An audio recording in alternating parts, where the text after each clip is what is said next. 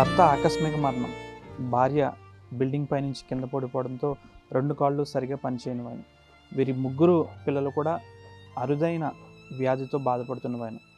ఈ ముగ్గురు పిల్లల్లో ఒక అమ్మాయి అరుదైన వ్యాధితో ఇటీవలే మరణించింది. అయితే మనం చూసుకోవచ్చు, పశ్చిమ గోదావరి జిల్లాకు సంబంధించి పెనుగొండ మండలం చినమల్లం అనే గ్రామంలో పత్తికాయల పైడి గతంలో మరణించారు. ఆమె భార్య పత్తికాయల లక్ష్మి. ఈమె గతంలో బిల్డింగ్ పై నుంచి కింద పడిపోవడంతో 2 కాళ్ళు కూడా ఇప్పటికీ సరిగా పనిచేయని వారు. వీరిద్దరి సంతానానికి సంబంధించి వీరికి ముగ్గురు సంతానం. ఒక మనం విజువల్స్లో చూడవచ్చు, ఎవరైతే 2 అబ్బాయిలు, 1 అమ్మాయి. అయితే అమ్మాయికి సంబంధించి గతంలోనే అరుదైన వ్యాధితో ఆమె మరణించింది. అయితే వీరిద్దరు అబ్బాయిలు పత్తికాయల పైడియా, లక్ష్మి, వీరిద్దరికి సంబంధించి ముగ్గురు సంతానంలో ఒక అమ్మాయి అరుదైన వ్యాధితో మరణించగా 2 కుమారులు కూడా అరుదైన వ్యాధితో ఆ విధంగా మంచానికి పరిమితమయ్యారు కొన్ని సంవత్సరాల నుంచి. అయితే వీరి ఇద్దరూ కూడా 20 సంవత్సరాల వరకు బాగానే ఉన్నారు.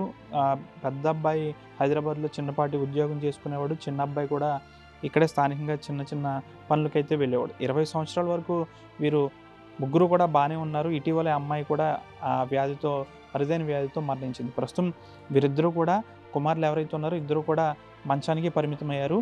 తల్లి కూడా సరిగా 2 కాళ్ళు పనిచేయకపోవడంతో తన కుమారులను అదే విధంగా సాగుతున్న పరిస్థితి. వారికి ఎటువంటి అవసరం వచ్చినా తన తల్లి పత్తికాయల లక్ష్మి తీరుస్తుంది. ఈమె కాళ్ళు కూడా సరిగా పనిచేయకపోయినప్పటికీ కూడా 2 కుమారులు మంచాన్న పడ్డా కూడా ఆమె 2 కుమారుల బాధ్యతలను కూడా నెత్తిన వేసుకున్న పరిస్థితి. అయితే వీరికి పెన్షన్ వస్తున్నప్పటికీ కూడా ఈ అరుదైన వ్యాధి ఏంటో ఇప్పటికీ అర్థం కావట్లేదు. ఎన్నో ఆసుపత్రులు మేము తిరిగినప్పటికీ కూడా ఈ వ్యాధి గురించి మాకు ఏమీ అర్థం కావట్లేదు. కుమారుల పరిస్థితి చూస్తే ఏ విధంగా ఉందంటూ తల్లి లక్ష్మి బాధపడుతున్న పరిస్థితి. ప్రస్తుతం తల్లి ఉన్నారు. అసలు వీరికి ముగ్గురు సంతానంలో కుమార్తె ఇటీవలే మరణించింది. 2 కుమారులు కూడా ఈ విధంగా మంచాన పడ్డారు. అసలే వారికి ముందు నుంచి ఎలా ఉండేవారు ఏంటి అనేది అయితే తన తల్లి లక్ష్మిని అడిగి తెలుసుకున్నాం. మీరు చాలా 2 కాళ్ళు మీకు పనిచేయట్లేదు, మీ భర్త మరణం, మీ కుమారులను అలాగే మంచాన్ని పెట్టుకుని మీరు చూస్తున్నారు. అసలు మీ కుమారులకి ఎప్పటి నుంచి ఈ విధంగా అయ్యింది? 20 సంవత్సరాలు పట్టింది. వాళ్ళకి 20 సంవత్సరాలు వచ్చినట్టుకి మళ్ళీ వచ్చిందంట కోళ్ళు ఎప్పుడు. మీకు ఇటీవల మీకు అమ్మాయి కూడా చనిపోయింది అంటున్నారు. అమ్మాయి ఎందుకు చనిపోయింది? అదే ఆయన బెంగట్టేసుకోనండి చనిపోయిందండి. విజయవాడ చేసామండి. అప్పుడు విజయవాడలో ఉండిపోలేమండి, విజయవాడలో చేసామండి. చేత ఆ అబ్బాయి ఇంకొక అమ్మాయిని ఉంచుకున్నాక వదిలేసాడండి. ఇంకా వదిలేస్తుందని పిల్ల బెంగట్టేసుకోనండి, అలాగ అయిపోయిందండి. మరి ఇప్పుడు మీ 2 అబ్బాయిలు పుట్టిన దగ్గర నుంచి ఏమన్నా వ్యాధి ఉందా? ఏం లేదండి అసలు. విజయవాడలో 8 సంవత్సరాలు ఉన్నామండి. ఇక్కడ కూడా ఊళ్ళో ఉండిపోలేమండి, చాకరీ చేసుకుంటూ బోర్డు పని చేసుకుంటూ అది చిన్నప్పుడు ఏం పని చేసేవారు కూడా కాదండి ఆ పిల్లలు. అంత బాగా పెంచుకున్నామండి ఆ పిల్లలు. చిన్నప్పుడు బాగానే నడిచేవారా? చిన్నప్పుడు బాగా నడిచేవారండి. మరి ఇలా జరుగుతున్నప్పుడు ముందు నుంచి ఆసుపత్రిలో ఏమైనా తిప్పేవాడు హైదరాబాద్ అంతా. ఇప్పుడు వచ్చి ఇక్కడికి వచ్చినప్పుడు మా కూడా అన్నవాడు లేడు కదండి, ఎవరు తీసుకెళ్తారండి? అంటే ఏమన్నారు మరి దానికి సంబంధించి ఏం చెప్పలేదండి అసలు. డాక్టర్లు ముందు రోడ్డు అన్నారు అంతే అండి. ముందు రోడ్డు పోలవండి.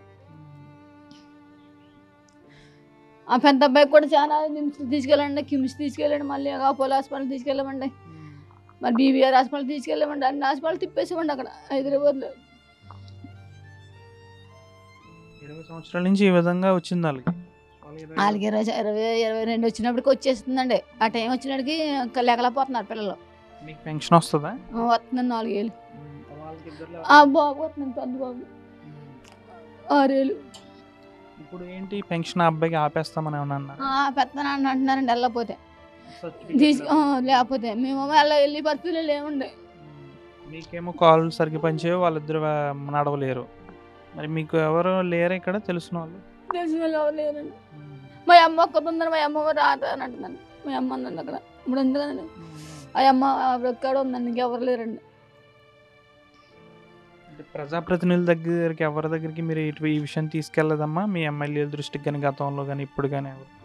ఆయన చూసిపోయారండి, అన్నీ ఆయన చూసుకున్నాను. మేము వచ్చిన కాడి నుంచి కూడా అన్ని ఇప్పిస్తాం కానీ, ఏదైనా చేస్తాం కానీ, ఏదైనా చెందుతాం కానీ, బోల్డ్ రకాలమో బోల్డ్ డబ్బు, బోల్డ్ బియ్యాలు, బోల్డ్ ప్యాకెట్లు బోల్డ్ ఇప్పించాడండి ఆయన. ఉదయం లేస్తే సాయంత్రం పడుకునే వరకు వాళ్ళిద్దరు అలా మంచానికే అంకితమా? అంతే అండి. ఇంకా అలాంటి పిల్లల్ని ఎక్కడ తీసుకెళ్ళండి నేను చెప్పండి. మీకు పాలు పెంచు. రాగం లేదు, ఏదో అటు ఎక్కించుకెళ్దామన్నా అటు ఎక్కలేను. వాళ్ళు భోజనం అది తింటారా? నేను తినిపిస్తున్నాను పెద్ద బాబుకి, ఇంట్లో బాల్ కానీ పిట్లు వస్తున్నాయండి అడిగి. ఇంకా ఆర్థిక పరిస్థితి అంతంత మాత్రమే, పెన్షన్ మీద బతుకుతున్నారు. అంతే అండి.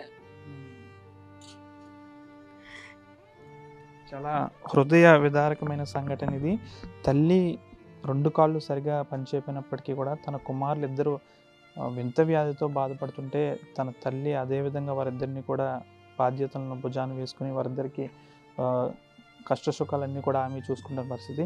ఒక్కసారి అసలు వారిద్దరు కుమారుల వద్దకు వెళ్దాం, అసలు వాళ్ళు ఏం చెప్తున్నారో చూద్దాం.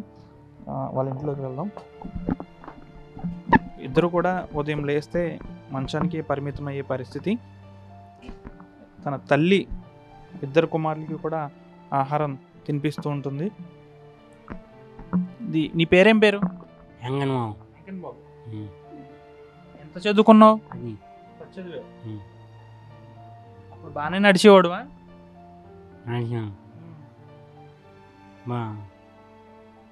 ఎప్పటి నుంచి నీకు ఇలాగా? మధ్యలోంచే ఉంది ఇలాగా.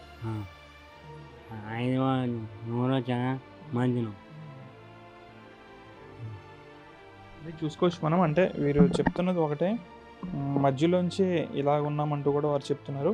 అయితే గ్రామానికి సంబంధించి కొంతమంది దాతలు సహాయంతో కూడా వీరికి కూరగాయలు లేకపోతే డబ్బులు కూడా ఇస్తున్న పరిస్థితి. అసలు వీరికి ఇంత దారుణమైన పరిస్థితుల్లో వీరు ఉన్నారు కాబట్టి ప్రభుత్వం వీరిని ఆదుకోవాలంటూ కూడా ఇక్కడ స్థానికులు చెప్తున్నారు. ప్రస్తుతం గ్రామస్తులు కూడా మనతో ఉన్నారు. అంటే మీరు ముందు నుంచి కూడా చూస్తున్నారు వీరి పరిస్థితి. అసలు మీ వాళ్ళు చిన్నప్పుడు ఎలా ఉండేవారు? చిన్నప్పుడు బాగుండేవారు పిల్లలు. మొత్తం 3 పిల్లలు. ఒక పెద్ద అమ్మాయి పెద్దది, అమ్మాయి కూడా చాలా బాగుండేది. మధ్యలో 20 సంవత్సరాలు దాటిన కాడి నుంచి ఇలా హైదరాబాద్లోనే విజయవాడలోనే ఉండేవారు. తర్వాత ఇక్కడికి వస్తూ ఉండేవారు, సరదాగా ఉండేవారు వాళ్ళు. అటువంటిది మధ్యలో భర్త చనిపోయి ఇదైన కాడి నుంచి వాళ్ళు ఇబ్బందికరంగా తయారు. ఇంకా ఇక్కడికి వచ్చిన కాడి నుంచి వాళ్ళ ఆర్థిక పరిస్థితి మరీ దారుణం అయిపోయింది. ఏంటంటే కనుక అప్పుడు ఇలాగ వచ్చి నాకు ఒక ఆమె గుబ్బల మసానమ్మని చెప్పేసి ఆవిడ వచ్చి నా దగ్గర ఇలా ఉందండి వాళ్ళ పరిస్థితి అని చెప్పి చెప్తే కనుక అప్పుడు నాకు సంబంధించినటువంటి వాళ్ళు ఫోన్ చేస్తే కనుక వాళ్ళందరూ వచ్చి తలకి బియ్యం బస్తాలు అయితే కనుక, ఆయిల్ డబ్బాలు అయితే కనుక, అపరాలు అయితే వాళ్ళకి ఏం తోస్తే కనుక అవి పట్టుకొచ్చి ఇవ్వడం జరిగింది, డబ్బులు అయితేనే. అలాగే గ్రామంలో ఉన్నటువంటి వాళ్ళు 22,500 గ్రామస్తులు కూడా సహకరించి లోపల బాత్రూమ్ లేకపోతే కనుక ఆ బాత్రూమ్ కట్టించి వాటర్ ట్యాంక్ పైన పెట్టించి పైప్ లైన్ అవి ఇవ్వడం జరిగింది. వాళ్ళు కూడా మంచి సహకరించారు వాళ్ళు ఆ పరిస్థితిలో ఉన్నది. కానీ వాళ్ళు ఏంటంటే వీళ్ళకి ఏంటంటే కనుక చాలా ఇబ్బందికరమైన పరిస్థితి ఏంటంటే కనుక మగదిక్కు లేరు, వాళ్ళని సాకేవాళ్ళు ఎవరో లేరు. తల్లి చూస్తే కనుక బాగా చూసుకునేది, వాళ్ళ పిల్లల్ని మాత్రం అంత అలా ఉన్నా కూడా చాలా బాగా చూసుకునేది. ఆ మధ్యలో మళ్ళీ వీళ్ళు ఇక్కడికి వచ్చాక బట్టలు ఆరేయడానికని బిల్డింగ్ పైకి వెళ్ళి ఆ కళ్ళు తిరిగి కింద పడిపోయింది. మళ్ళీ ఆవిడ 2 చోట్ల ప్యాక్స్ రావడం, హాస్పిటల్లో జాయిన్ అవ్వడం, అక్కడి నుంచి మళ్ళీ ఇక్కడ ఈ ఇబ్బందికరమైన పరిస్థితిలో ఉండి కూడా ఆవిడ ఇలా పిల్లల్ని చాకటం చాలా గ్రేట్. అంటే వీళ్ళకి ఒక పక్కన తన తల్లికి ఒక కుమారుడికి పెన్షన్ అయితే వస్తుంది. అంటే వీళ్ళకి ఎటువంటి సాయం చేస్తే వీళ్ళు నిలదొక్కుకోగలరు అంటారు? అంటే ఆర్థికంగానే అంటే కనుక ఇప్పుడు పెన్షన్ అని అంటే కనుక సదరన్ అని చెప్పేసి దానికి సంబంధించిన సర్టిఫికేట్ ఇచ్చేయాలని చెప్పేసి అని అంటున్నారు. ఇంతకుముందు ఇష్యూ అది ఇవ్వడం జరిగింది, సదరన్ సర్టిఫికేట్ కూడా. దాన్ని వెరిఫై చేయాలని చెప్పేసి అని ఇది చేస్తారు. ఎండిఓ ఆఫీస్ దగ్గరికి వెళ్తే కనుక డాక్టర్ గారిని కొద్ది రిక్వెస్ట్ చేయండి అని చెప్పేసి అని అంటే కనుక నేను పెనుగొండ నుంచి మళ్ళీ చిన్నమల వచ్చి పాలకొల్లు వెళ్ళడం జరిగింది. అక్కడ డాక్టర్ గారిని బతిమాలినా కూడా ఇక్కడ లొకేషన్ ట్రేస్ అవ్వాలి కదండి, ఆన్లైన్ కదా, నేను చేయలేను, మీరు అన్నది నేను విన్నాను కనుక నాకు అర్థమైంది, నాకు బాధకరమే అని చెప్పేసి ఆ డాక్టర్ గారు పాపం చెప్పడం జరిగింది. ఏదో రకంగా తీసుకురండి, అంబులెన్స్తోనే మాట్లాడైనా తీసుకురండి అండి. మొన్న అంబులెన్స్ కూడా ఆటో మాట్లాడేటప్పటికి తెల్లారితే తీసుకెళ్దామని చెప్పేసి మాట్లాడిన దాకా ఉండి ఇతనికి ఈ అబ్బాయికేమో ఫిట్స్ రావడం ఇటువంటివన్నీ జరిగినాయి. మళ్ళీ తీసుకెళ్ళని పరిస్థితి అయిపోయింది. మళ్ళీ అప్పుడు ఆ రోజున అక్కడ పాలకొల్లు వెళ్ళడం జరిగింది. ఇప్పుడు మొన్న మళ్ళీ ఏదో అలా బుధవారం లక్షవారం శుక్రవారం ఏదో అన్నారు డాక్టర్ గారు. అది మళ్ళీ ఇచ్చేసి ఇక్కడికి తీసుకురండి ఏదో రకంగానే అంబులెన్స్ పురమాయించి అని చెప్పేసి అని అన్నారు. సరే అని చెప్పేసి అని వచ్చాను అనమాట. ఇలా చెప్పడం కూడా జరిగింది అదే రకంగా ఏదో రకంగా తీసుకెళ్ళాలి. వీళ్ళని హాస్పిటల్కి తీసుకువెళ్ళాలి, అక్కడికి అయితే సదరన్ సర్టిఫికేట్కి కొంచెం ప్రాసెస్ అయితే చేయాలి కంపల్సరీ. అది ఇక లేదని అంటే కనుక మళ్ళీ ఒక నెల ఆగిపోవడం జరిగిపోద్ది మళ్ళీని పెన్షన్ నుంచి. వీళ్ళు ఆర్థిక పరిస్థితి దాంతరంగా ఆగిపోద్ది మళ్ళీని. ఆ పరిస్థితిలో రాకుండా చూడాలని చెప్పేసి కోరు. వాళ్ళు ఏంటంటే ఆ వ్యాధి గురించి ఏమన్నా మీకు ఏమన్నా తెలిసిందంటారా? ఇద్దరు పిల్లలు అలా అయిపోయారు. లేదండి, అంటే దీంట్లోని మాకు బుద్ధరాజు గారు వస్తా ఫౌండేషన్ అని చెప్పేసి ఆయన వీళ్ళకి ఆర్థిక సాయం అందించడం కూడా జరిగిందండి. ఆయన ద్వారా ఏదో హాస్పిటల్ అని చెప్పేస్తాను అంటే కానీ వీళ్ళు వెళ్ళలేని పరిస్థితిలో ఉండడం వల్ల ఆ పని కూడా చేయలేపారు అనమాట. అంటే ఇక్కడ నుంచి వాళ్ళకి కదిలితే కనుక ఏదైనా చేయడానికి ట్రీట్మెంట్ చేయడానికి అవకాశం ఉంటుంది. అక్కడికి హాస్పిటల్కి వెళ్ళినా కానీ వీళ్ళని తీసుకురావాలంటే అక్కడ కూడా మనుషులు ఉండాల్సిన పరిస్థితి. అవునండి. అంటే ఏం చేస్తే బాగుంటుంది అంటారు? స్థానికంగా పంచాయతీ వాళ్ళు కానీ లేకపోతే వాళ్ళ ఏమన్నా వద్దనుకుంటున్నారు? అంటే మెయిన్ ఏంటంటే కనుక వీళ్ళని హాస్పిటల్ అడ్మిట్ చేసి అక్కడ ట్రీట్మెంట్ చేయించేలాగా ఏర్పాటు చేయగలిగితే కనుక ప్రభుత్వం వాళ్ళు ఏదైనా కొద్దిగా మెరుగుపడే అవకాశం ఉంటుంది అనేది నా ఆలోచన అనమాట. అంటే ఇక్కడే పెట్టి ఇక్కడికి తీసుకొచ్చి అటు ఇటు తిప్పాలని అంటే కనుక అవదు. చూసుకోవచ్చు వీరి కుటుంబ పరిస్థితి ఏదైతే ఉందో. ప్రస్తుతానికైతే తల్లితో పాటు కుమారుడికి కూడా పెన్షన్ వస్తుంది. అయితే కుమారుడికి పెన్షన్కి సంబంధించి ఆ సదరన్ సర్టిఫికేట్ అప్డేట్ కారణంగా ఆసుపత్రికి వెళ్లాల్సిన పరిస్థితి. అయితే ఈ ఆసుపత్రికి వెళ్ళే క్రమంలో ఇద్దరు కుమారులు మనం చూసాం, వారు కనీసం నడవలేని పరిస్థితి, మంచం దిగలేని పరిస్థితి. తల్లి చూస్తే 2 కాళ్ళు కూడా పనిచేయవు.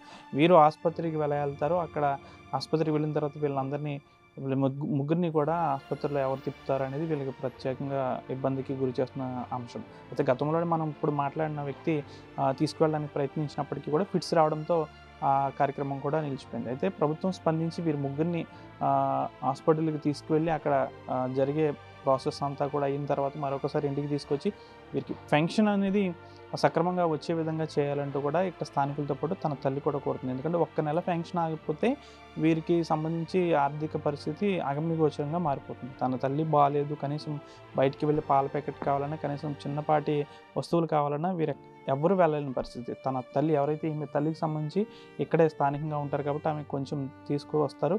అయినప్పటికీ కూడా అర్జెంటుగా ఏమన్నా కావాలన్నప్పటికీ కూడా వీరి పరిస్థితి అగమ్యగోచరంగా మారింది. కాబట్టి ప్రభుత్వం అధికారులు కాస్త వీరిపై దృష్టి పెట్టి వీరిని ఆసుపత్రికి తీసుకువెళ్ళి అక్కడ జరిగే చిన్నపాటి ప్రాసెస్లో వాళ్ళు కూడా భాగస్వామ్యం అయ్యి అనంతరం ఇక్కడికి తీసుకొస్తే వీరికి సక్రమంగా పెన్షన్ అనేది ప్రతి నెల కూడా సక్రమంగా అందుతుంది. ఆ తల్లి చూసుకుంటే కాళ్ళు సరిగా పనిచేయని పరిస్థితి, కుమారులు కూడా మనం ఇప్పుడే వాళ్ళు కూడా అనారోగ్యంతో బాధపడుతున్నారు. అయితే తన కుమారులకు సంబంధించి ఇది అరుదైన వ్యాధి, వింత వ్యాధి అనే చెప్పాలి. ఎందుకంటే ఇద్దరు కూడా 20 సంవత్సరాల వయసులో, ఇద్దరికి 20 సంవత్సరాల వయసులోనే ఈ విధంగా వారు అయిపోయిన పరిస్థితి. కాబట్టి ఈ వ్యాధి అరుదైన వ్యాధి అని చెప్పాలి. అయితే వీరికి పెన్షన్ వస్తున్నప్పటికీ కూడా ఈ పెన్షన్ పునరుద్ధరించాలంటే వీరిని ఆసుపత్రికి తీసుకువెళ్ళాలి, అక్కడ డాక్టర్ చెకప్ అన్ని చేయాలి, అనంతరం వీరి ఇంటికి రావాలి. ఇదంతా ఒక పెద్ద ప్రాసెస్. కాబట్టి స్థానికంగా పంచాయతీ సిబ్బంది ప్రభుత్వం స్పందించి వీరిని ఆసుపత్రికి తీసుకొచ్చేలా కృషి చేయాలంటూ కూడా ఇక స్థానికులతో పాటు కుటుంబ సభ్యులు కూడా కోరుతున్నారు. వీడి చంద్రశేఖర్తో మనోజ్ RTV, పెనుగొండ మండలం చిన్నమల్లం గ్రామం నుంచి.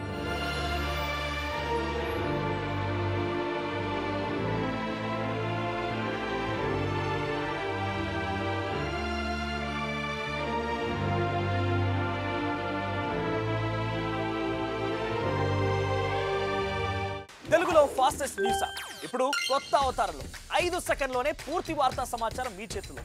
సోషల్ మీడియా ట్రెండ్స్ మీ కళ్ళ ముందుకే live TV and voice search ఆప్షన్స్తో ఇప్పుడే డౌన్లోడ్ చేయండి. యాప్ లింక్ డిస్క్రిప్షన్లో ఉంది.